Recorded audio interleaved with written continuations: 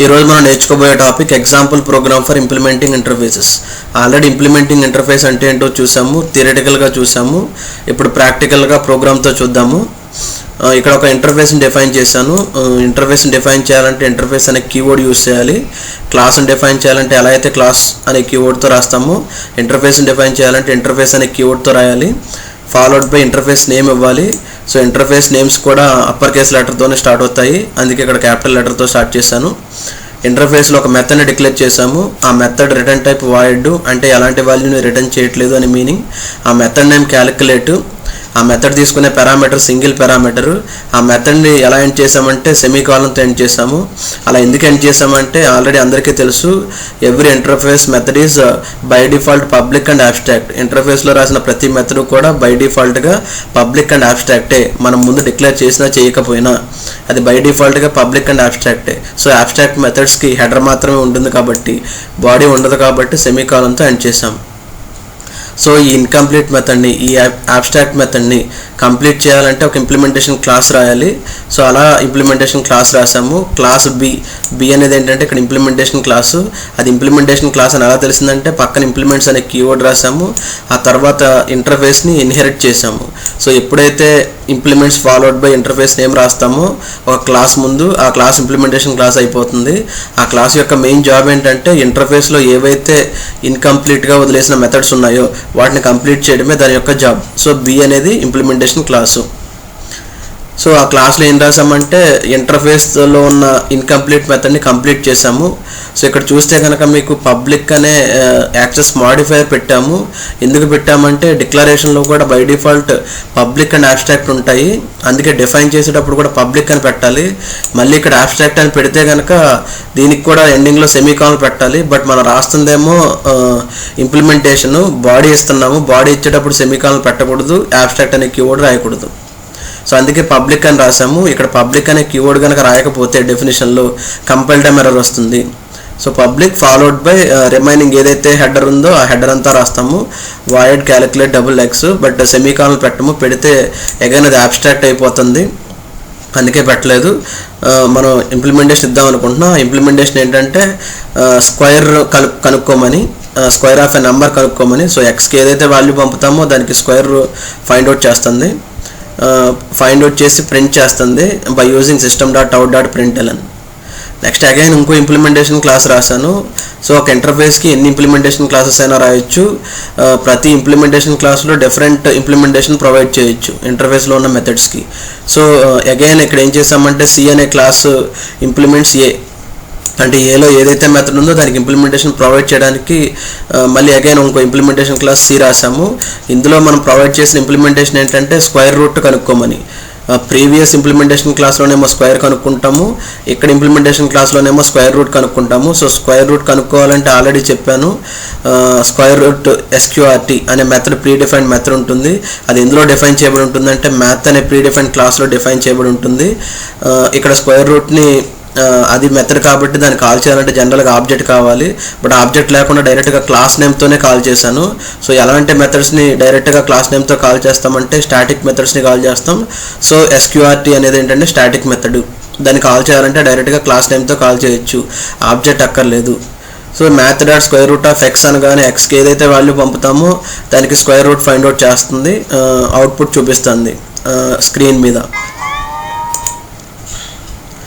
Next coming to main method class. ఇక్కడ main method class ఏంటంటే enter demo. అందులో main method రాసాము, public static void main string args. ఇక్కడ రెండు implementation క్లాసెస్కి ఆబ్జెక్ట్స్ క్రియేట్ చేసాము. ఫస్ట్ బి అనే ఇంప్లిమెంటేషన్ క్లాస్కి స్మాల్ బి అనే ఆబ్జెక్టు, సి అనే ఇంప్లిమెంటేషన్ క్లాస్కి స్మాల్ సి అనే ఆబ్జెక్టు. ఆ తర్వాత రెండు మెథడ్స్ని ఇన్వోక్ చేసాము. ఫస్ట్ ఇంప్లిమెంటేషన్ మెథడ్ని కాల్ చేయాలంటే first implementation class object use చేయాలి. సెకండ్ ఇంప్లిమెంటేషన్ మెథడ్ని కాల్ చేయాలంటే సెకండ్ ఇంప్లిమెంటేషన్ క్లాస్కి ఆబ్జెక్ట్తో కాల్ చేయాలి. అలా కాల్ చేసామండి. ఫస్ట్ ఎప్పుడైతే B dot calculate of 5 అంటామో B అనే ఇంప్లిమెంటేషన్ క్లాస్లో ఉన్న మెథడ్ ఇన్వోక్ అవుతుంది.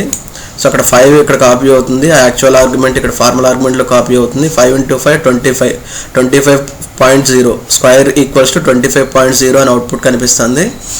నెక్స్ట్ సి డాట్ క్యాలిక్యులేట్ అనగానే, క్యాలిక్యులేట్ ఆఫ్ 25 అనగానే సిఎన్ ఇంప్లిమెంటేషన్ క్లాస్లో ఉన్న మెథడ్ ఇన్వోక్ అవుతుంది. సో ఆ 25 ఇక్కడ కాపీ అవుతుంది ఎక్స్లోకి.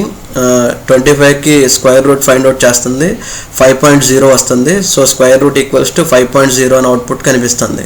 ఇక్కడ చూస్తే కనుక మనం ఆబ్జెక్ట్స్ ఓన్లీ ఇంప్లిమెంటేషన్ క్లాసెస్కి మాత్రమే క్రియేట్ చేసాము.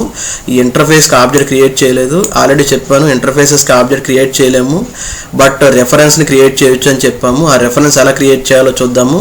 ముందు దీనికి ఎగ్జిక్యూట్ చేసి అవుట్పుట్ చూద్దాము, ఆ తర్వాత రెఫరెన్స్ క్రియేట్ చేసిన తర్వాత మళ్ళీ అవుట్పుట్ చూద్దాము. సో ముందు కంపైల్ చేసి రన్ చేద్దాము.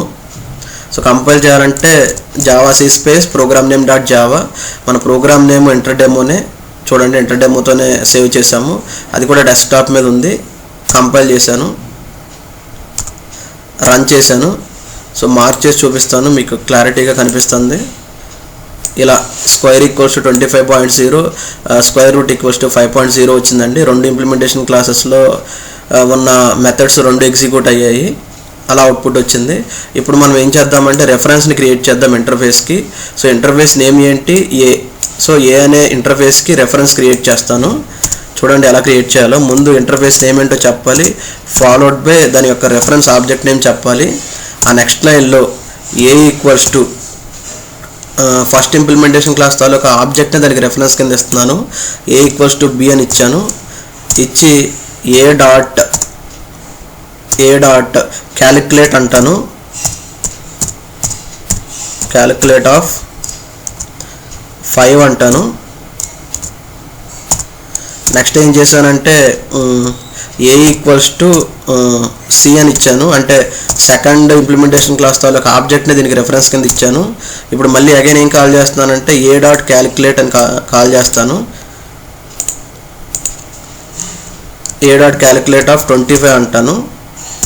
సో ఫస్ట్ ఏమి ఇచ్చామంటే రెఫరెన్స్ ఆబ్జెక్ట్ కింద ఫస్ట్ ఇంప్లిమెంటేషన్ క్లాస్ని రెఫరెన్స్ ఆబ్జెక్ట్కి అసైన్ చేసామండి.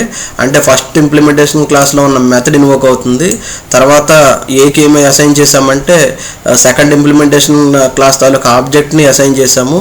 సో సెకండ్ ఇంప్లిమెంటేషన్ క్లాస్లో ఉన్న మెథడ్ ఇన్వోక్ అవుతుంది. అవుతుందో లేదో మనం కంపైల్ చేసి చూద్దామండి. సేవ్ చేస్తాను, మళ్ళీ అగైన్ కంపైల్ చేద్దామండి. ప్రీవియస్ అవుట్పుట్ కనిపించకూడదు, కనిపించకూడదు అనుకుంటే సిఎల్ఎస్ అంటాము.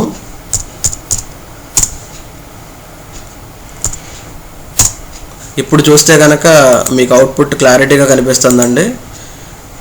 మార్క్ చేసి చూపిస్తున్నాను. చూడండి ఫస్ట్ రెండునేమో ఆర్డినరీ ఆబ్జెక్ట్స్ ఇంప్లిమెంటేషన్ క్లాస్ ఆబ్జెక్ట్స్తో కాల్ చేసినప్పుడు వచ్చిన output square equals to 25.0, square root equals to 5.0. Next ఏం చేసామంటే రెఫరెన్స్తో కాల్ చేసామండి.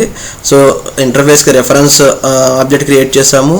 ఆ రెఫరెన్స్ ఆబ్జెక్ట్కి ఏ ఇంప్లిమెంటేషన్ క్లాస్ యొక్క ఆబ్జెక్ట్ని ఇస్తాము, ఆ ఇంప్లిమెంటేషన్ క్లాస్లో ఉన్న మెథడ్ని ఇన్వోక్ చేస్తుంది. అలా అగైన్ మళ్ళీ మనకి 25.0, 5.0 అవుట్పుట్ వచ్చిందండి. సో ఫస్ట్ ఇంప్లిమెంటేషన్ క్లాస్లో ఉన్న మెథడ్ని, నెక్స్ట్ ఇంప్లిమెంటేషన్ క్లాస్లో ఉన్న మెథడ్ని మనం రెఫరెన్స్ ద్వారా కాల్ చేయగలిగాము.